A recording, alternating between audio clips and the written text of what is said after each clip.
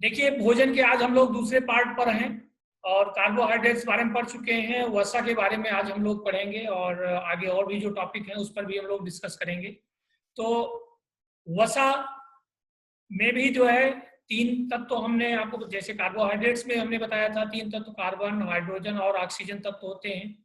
उसी प्रकार वसा में भी तीन तत्व विद्यमान होते हैं, कार्बन, हाइड्रोजन और ऑक्सीजन।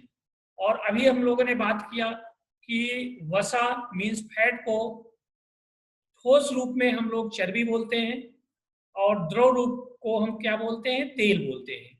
यह हमें जंतु और वनस्पति दोनों से प्राप्त होता है और इससे, वसा से हमारे शरीर को ऊर्जा तो मिलती ही है, कार्य करने की क्षमता तो मिलती है, साथ साथ गर्मी भी प्राप्त होती है। वसा को एक दूसरे रूप में भी हम लोग जानते हैं, इसको शक्तिदायक ईंधन भी कहा जाता है। मतलब ऐसा ईंधन जिससे हमारे शरीर को शक्ति प्राप्त होती है। तो वसा को शक्तिदायक ईंधन भी कहा जाता है। और वसा की कमी से, निश्चित रूप से अगर वसा कम होगी तो हमारे शरीर की क्षमता, कार्य करने की क्षमता क्या हो जाएगी, वो कम हो जाएगी। यानी हमारे शरीर को ऊर्जा नहीं मिलेगी तो निश्चित रूप से हमारी कार्य क्षमता क्या हो जाएगी, वो कम हो जाएगी। उसके बाद ज्यादा अगर मात्रा में अगर आप फैट खाएंगे तो निश्चित रूप से शरीर आपका मोटा हो ही जाएगा और पाचन संबंधित दिक्कतें शुरू हो जाएंगी, मधुमेह, जिसको शुगर हम लोग बोलते हैं, और हृदय रोग जैसी समस्याएं उत्पन्न हो जाएंगी। भाई ज्यादा आप फैट खाएंगे तो निश्चित रूप से आपके शरीर में बहुत ज्यादा फैट जमा होगा, रक्त में भी फैट की मात्रा ज्यादा हो जाएगी और आपके जो हृदय से निकलने वाली शिराएं होती हैं, धमनियां होती हैं, उसमें जाके धीरे धीरे क्या होगा, ये जम जाएगा फैट, तो ब्लॉकेज होंगे, तो आपके निश्चित रूप से हृदय में भी समस्या उत्पन्न हो जाएगी। और मैंने एक चीज और आपसे बताया था कि ज्यादा मात्रा में, भाई देखिए, ग्लूकोज आपके रक्त में एकत्रित हो जाएगा तो इंसुलिन उसको नियंत्रित नहीं कर पाएगी, तो निश्चित रूप से क्या हो जाएगा, आपके शरीर में वही इसकी ग्लूकोज की मात्रा भी ज्यादा हो जाएगी और जो शुगर की बीमारी हो जाती है आप लोगों को जो है। और ज्यादा मात्रा में आप खाएंगे तो निश्चित रूप से आपका खाना भी नहीं पचेगा और शरीर को काफी मोटा भी हो जाएगा, पेट भी निकल आता है लोगों को, देखिए ज्यादा मात्रा में लेते हैं वसा, तो फैट चीजें ज्यादा लेते हैं। तो ये थोड़ा सा रहा वसा के बारे में परिचय। और अभी मैंने आपसे बताया कि जंतु से भी वसा प्राप्त होती है और वनस्पति से भी।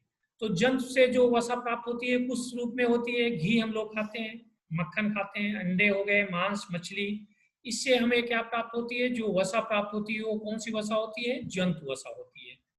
वनस्पतियों से भी हम लोग प्राप्त करते हैं, सरसों का तेल खाते हैं, मूंगफली, तिल, अलसी, नारियल आदि के बीजों से जो हमको तेल प्राप्त होता है वो किस प्रकार की वसा है, वनस्पति वसा होती है जो है।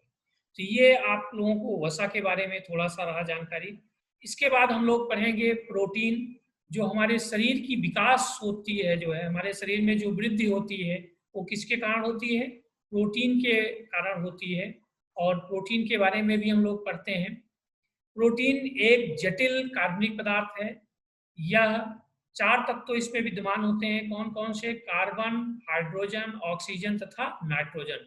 CHON, CHON, यानी उसमें नाइट्रोजन नहीं था, कार्बोहाइड्रेट्स और वसा में नाइट्रोजन नहीं था, इसमें एक तत्व और आ जाता है, नाइट्रोजन तत्व आ जाता है, से मिलकर बना होती है प्रोटीन में ये सारे तत्व होते हैं।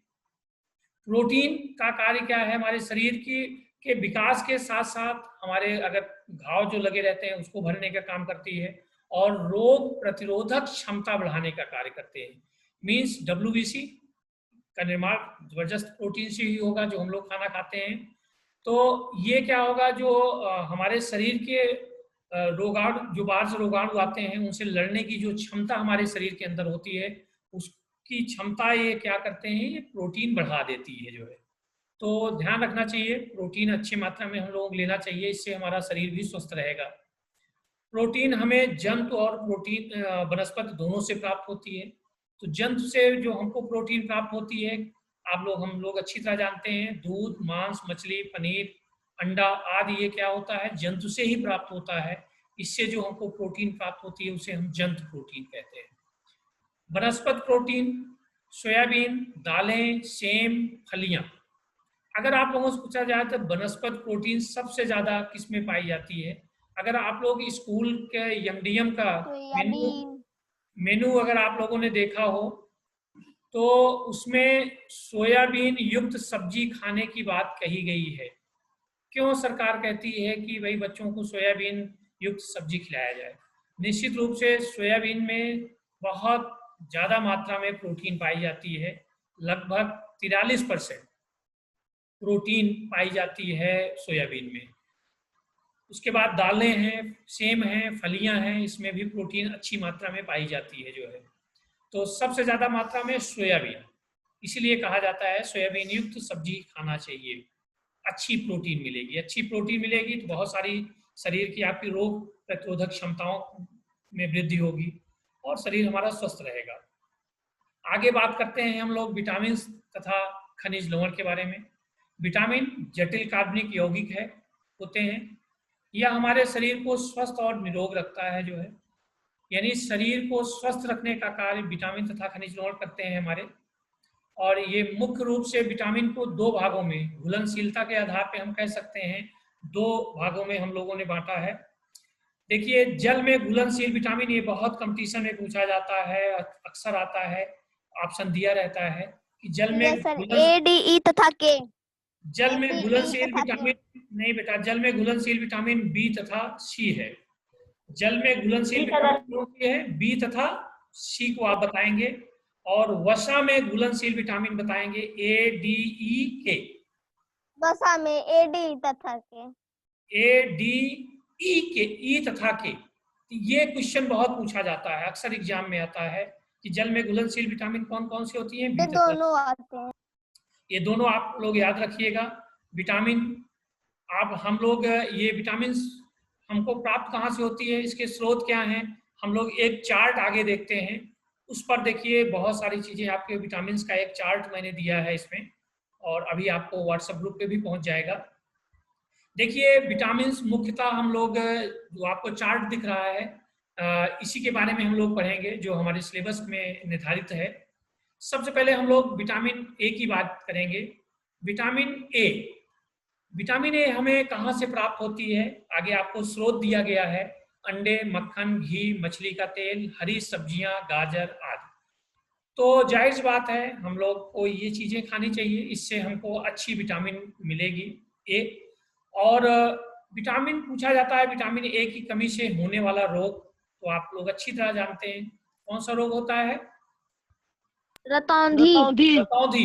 रतौंधी में क्या होता है? रतौंधी हाँ, जैसे ही शाम होती है उसे दिखाई पड़ना सॉरी, बंद हो जाता है। दिखाई पड़ना बंद हो जाता है, दिखाई नहीं पड़ता है ठीक से। यस तो सर। निश्चित रूप से अगर शाम को आपको नहीं दिख रहा है तो समझ लीजिए कि विटामिन ए की कमी हो गई है और आपको रतौंधी रोग हो गया है। दूसरा, विटामिन बी। विटामिन बी पहली चीज तो प्राप्त कहाँ से होती है? अनाज के छिलके, अंडा, मछली, दूध, पनीर आदि में प्राप्त होती है। और इसकी कमी से बेरी बेरी नामक रोग होता है। और हम कैसे बेरी जानेंगे? रोग होता है जी, हम कैसे जानेंगे कि हमारे शरीर में विटामिन बी की कमी हो गई है? जब हमारे ओंठ, मुंह फटने लगते हैं, हाथ पैर में दर्द और त्वचा फट जाती है। देखते होंगे ठंडियों में अक्सर हो जाता है ना, तो ठंडी काढ़ होता है। लेकिन विटामिन बी की कमी होगी तो यस ओंठ, सर। मुंह आपके फटना शुरू हो जाते हैं और हाथ पैर में दर्द शुरू हो जाता है, त्वचा भी फटने लगती है। तो समझ लीजिए कि आपको विटामिन बी की कमी हो गई है। और इसकी पूर्ति के लिए हम लोग क्या खाना चाहिए? अनाज के छिलके, पनीर, दूध, मछली, अंडा, ये खाने से विटामिन अंडा, मछली आदि। हाँ। और देखते होंगे कभी कभी आप लोग देखते होंगे आपके मसूड़े में सूजन आ जाती है, मसूड़े में सूजन आ जाती है, दांत से खून आने लगता है। तो ऐसी स्थिति में विटामिन सी के बारे में हम लोग पढ़ेंगे। विटामिन सी की कमी से जब इस टाइप के लक्षण दिखने लगे तो विटामिन सी के आपके शरीर में कमी हो जाएगी, निश्चित रूप से कमी है, इसी कारण ये होता है। तो विटामिन सी कहाँ से प्राप्त होता है? नींबू, आंवला, मौसमी, मौसम्बी आप जानते हैं ना, मौसम्बी जिसको बोलते हो, संतरा आदि में क्या होता है? Vitamin C. आंवले में प्रचुर मात्रा, चीजें खाओ। आंवले में बहुत प्रचुर मात्रा में पाई जाती है और हमारा प्रतापगढ़ इस मामले में प्रसिद्ध है आंवले के उत्पादन में, जानते ही होंगे अच्छी तरह। तो विटामिन सी की कमी से स्कर्वी नामक रोग होता है। और इसका लक्षण कैसे हम जानेंगे कि विटामिन सी कमी हो गई है? मसूड़ों में सूजन, दांत से खून आना, ये अगर आपके हो रहा है तो निश्चित रूप से विटामिन सी की कमी है।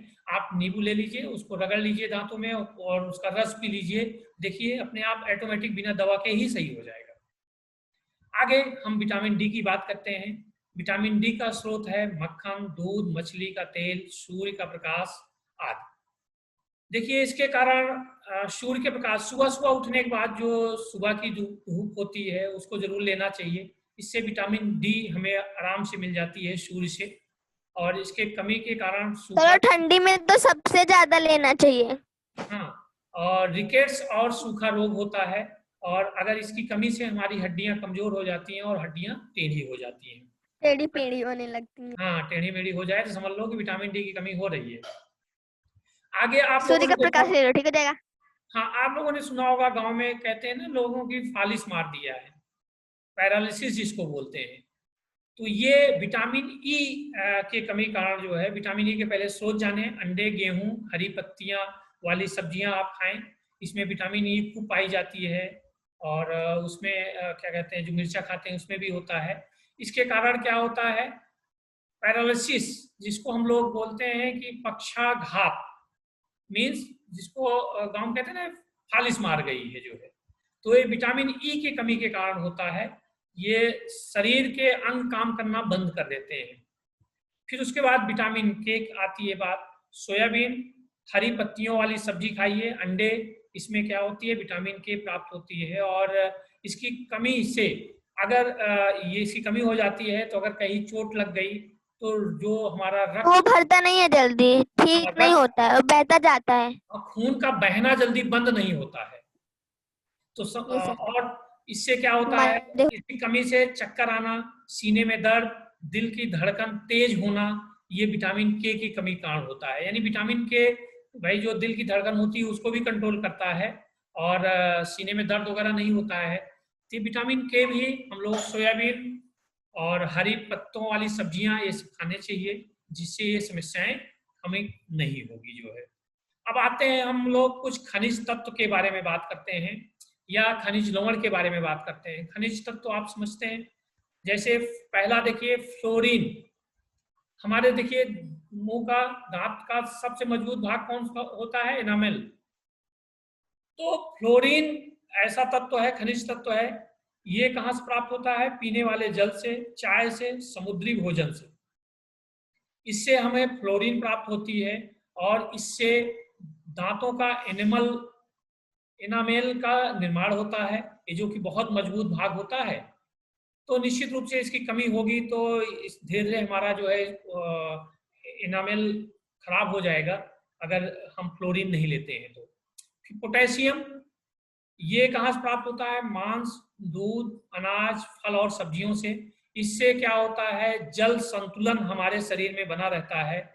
और इसकी कमी से निर्जलीकरण, डिहाइड्रेशन जिसको बोलते हैं ना, पानी की कमी हो जाना शरीर में, पोटेशियम की कमी के कारण। हम लोग को देखिए जब डॉक्टर, कभी हम लोग लूज मोशन ऐसा कुछ होता है तो ये सब तत्व को मिलाकर ही चढ़ाया जाता है, पोटेशियम दिया जाता है, जिससे क्या होता है हमारे शरीर में जल का संतुलन बना रहता है। कमी को दूर करने के लिए ये सब चीजें उसमें मिला के ग्लूकोज जो चढ़ाया जाता है, हम लोग कहते हैं ना डॉक्टर ग्लूकोज चढ़ाते हैं, तो ये भी हमारे लिए बहुत जरूरी है।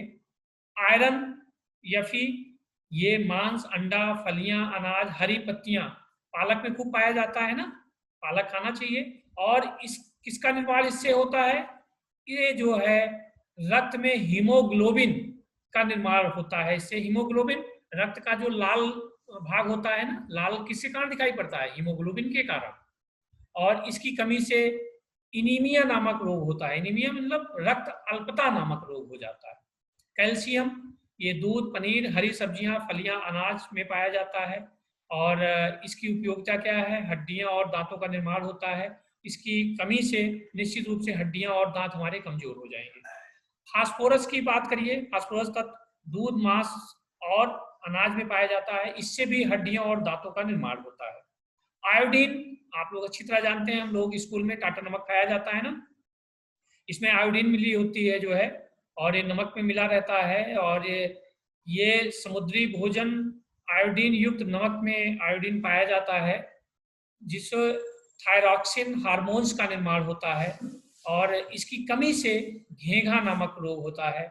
तो ये आप लोग समझ रहे होंगे अच्छी तरह।